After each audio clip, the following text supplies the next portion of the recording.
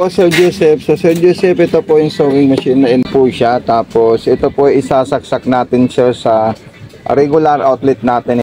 Ito po, isasaksak po natin sa regular outlet natin, sir. Tapos, ito namang wire ng ating sewing machine. So, meron po tayong wire dito, sir. Ayan. Kikita niyo po siya. Ito po yung wire natin dito. Ayan. At, ito naman yung isasaksak natin dito, sir. Ayan. So, ayan po, meron na po siyang power switch and on. Ayan, so makikita niyo po yan, Sir Joseph. Tapos, yung mga pa-freebies natin. At meron po tayong ilalagay na social media account. So, paki-subscribe, paki-follow rin po ito, sir. Ayan, ilalagay ko na po dito yan. Para meron po kayong makokontak pag may concern po kayo sa sewing machine at may PM nyo po kami, Sir Joseph. Okay? So, huwag po kalimutan mag-follow, mag-subscribe at mag-unbox po kayo, sir, kung itong sewing machine ay kayo po ay satisfied. Ayan. So, unang-unang gagawin po natin, sir, naglalagay po tayo ng sinulid natin dito. So, ayan po siya. Meron po tayong stopper.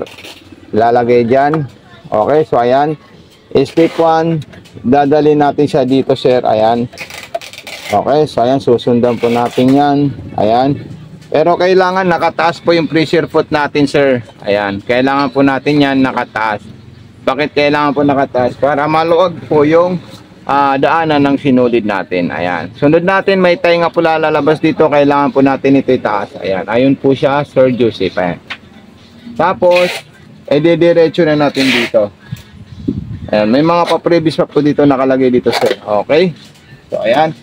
Ipapasok natin yan sa butas ng karayom. Direction straight po. Papunta po sa likod po, Sir Joseph. Ayan. Okay, so panoorin nyo lang po ito, Sir Joseph, para meron po kayong idea. At meron na po ako naka-vlog ng mga sewing machine na ganito po. Basta tap nyo lang po yung apricot. Lalabas po siya, sir. Tapos ito naman po, ayan. Okay. So ayan po siya. Papasok ko po siya dyan. Then igaganito natin siya. Ayan. Tapos, ayan. So, nakuha na natin siya. Okay. Then, ilalagay natin sa likod. Ayan. Tapos, isasarado natin ito, sir. Ayan. Tapos, magte-testing po tayo ng mga design natin kung ano po ang gusto nating design. Okay. So, ayan. Napakadali lang po yan, sir. Kasi, dito yung mga regular stitch natin. So, ayan po siya. Button start. So, ayan po siya. Kung gusto niyo po mabagal, i-adjust nyo lang po ito, sir. Ayan. Then, kung gusto mo naman po another design, zigzag, ayan, lalabas po dyan. Ayan, yung mga iba't ibang klaseng design, dito po, dito, at saka dito. Okay? So, ayan, papaliwanag natin sa iyo yan, Sir Joseph, kung saan po yung mga iba't ibang klaseng design ng ating sewing machine. So, napaka-solid po ng design ng ating sewing machine. Ayan. Okay, pang-aging muna, ito po siya. Bago tayo pumunta sa mga embroidery niya o iba't ibang klaseng design ng ating sewing machine po, Sir Joseph. Okay, yan po yung pang-aging niya. Perfect po siya. Taas natin yan. Pupunta po tayo dito at yan po tayo pipili ng gusto natin. Ayan. Ito naman po kung gusto natin makita yung mga iba't ibang klaseng design niya. Ayan. So, di po na yung selector natin. Ayan. Okay. So, ayan po siya. At mayroon pa po yung mga iba't ibang klaseng design katulad ng mga letters or another design na mas makakapal at mas matataba po dito sa pinapagawa natin sa kanya. Okay? So, ayan. So, another design naman po ang gusto natin. Ayan, katulad nitong pang piping. Ayan. So, pang piping po yan. Napaka-solid na design po yan, sir. Ayan. Okay. Tapos, sunod naman natin ito at saka dito. Ayan. So, ipakita mo natin sa ating customer yung ginawa po niyang design, sir. Ito po siya, sir. Ayan. Ang ganda.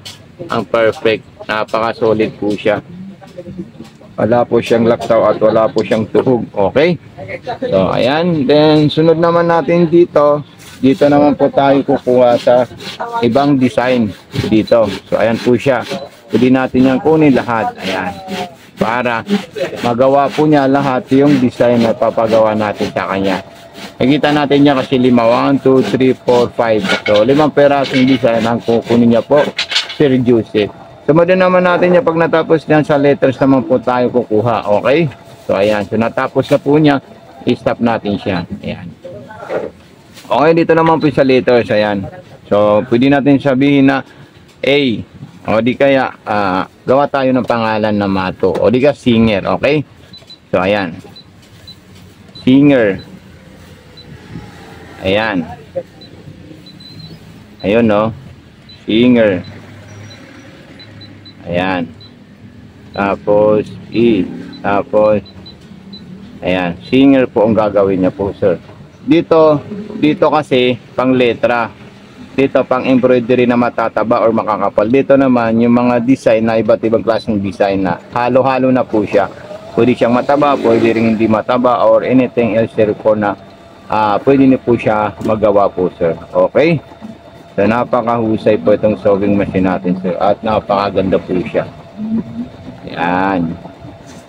So, yan, gagawin niya po yan at i-stop na po niya po, sir. Okay? Ayan, no, ang lupit at ang solid talaga, sir. Subukan natin yung cutter niya. Okay? So, functionable po yung cutter niya sa sinulit. Talagang napaka-goods po siya, sir. Ayan. Okay? So, ikakat nyo lang po siya, sir. Then, thank you so much and God bless po, Sir Joseph. Pag-message lang po kayo sa atin, sir. If ever may mga concern po kayo. Thank you so much. God bless po, Sir Joseph.